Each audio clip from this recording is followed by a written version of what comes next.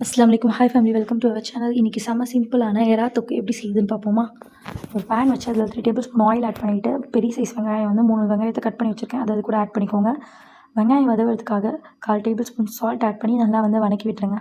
இது கூடயே ஒரு 20 புதினா லீஃபு அண்ட் 20 கொத்தமல்லி எல்லாத்தையும் சின்ன சின்னதாக நறுக்கி அது கூட ஆட் பண்ணி நல்லா வந்து வதக்கி விட்டுருங்க. அந்த வெங்காயத்து கூடயே நல்லா ஒரு அரோமா இருக்கும். அது செம்ம சூப்பராக இருக்கும். அது கூடயே வந்து 1 டேபிள் ஸ்பூன் இஞ்சி பூண்டு, அது கூடயே 1/4 table spoon garam masala add பண்ணி நல்லா வந்து வதக்கி விட்டுருங்க. நல்லா வந்து எண்ணெயிலேயே வதக்கி விட்டுருங்க. அது கூட வந்து இங்கே வந்து கேரளாவில் வந்து மீட் மசாலான்னு சொல்லிட்டு ஒன்று கிடைக்கும். நம்ம ஊரில் வந்து மட்டன் மசாலா, சிக்கன் மசாலா எது வேணால் ஆட் பண்ணிக்கோங்க. நான் 2 1/2 டேபிள் ஸ்பூன் ஆட் பண்ணியிருக்கேன். மிளகாத்தூள் வந்து 1/4 டேபிள் ஸ்பூன் ஆட் பண்ணியிருக்கேன். ஆட் பண்ணி நல்லா வந்து வதக்கி விட்டுருங்க. அந்த எண்ணெயில் நல்லா அந்த மசாலாவை பரட்டி விட்டுட்டு 2 தக்காளி, நார்மல் சைஸ் தக்காளினா 2 தக்காளி எடுத்து கட் பண்ணி நல்லா அதில் ஆட் பண்ணிவிட்டு நல்லா வதக்கி விட்டுருங்க. இந்த தக்காளி எல்லாமே வதக்கிடணும்.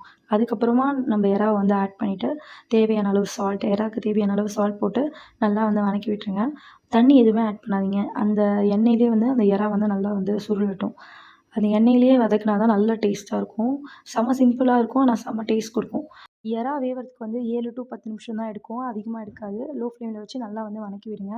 செம்ம டேஸ்ட்டாக இருக்கும். ட்ரை பண்ணி பார்த்துட்டு எப்படி இருக்குன்னு கமெண்ட் பண்ணுங்கள். தேங்க்யூ ஃபார் வாட்சிங்.